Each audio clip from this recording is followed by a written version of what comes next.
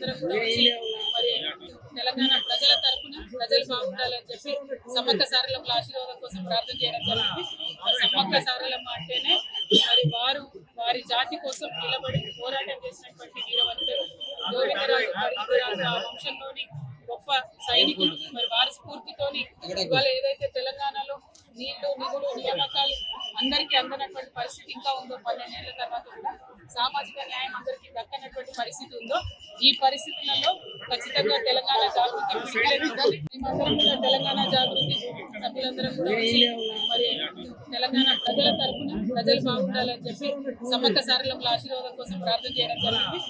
సమ్మక్క సారలమ్మ అంటేనే మరి వారి జాతి కోసం నిలబడి పోరాటం చేసినటువంటి వీరవంతులు గోవిందరాజు పరిగిరాజు ఆ వంశంలోని గొప్ప సైనికులు. మరి వారి స్ఫూర్తితోని ఇవాళ ఏదైతే తెలంగాణలో నీళ్లు నిధులు నియామకాలు అందరికీ అందనటువంటి పరిస్థితి ఇంకా ఉందో 12 ఏళ్ల తర్వాత కూడా సామాజిక న్యాయం అందరికీ దక్కనటువంటి పరిస్థితి ఉందో ఈ పరిస్థితులలో ఖచ్చితంగా తెలంగాణ జాగృతి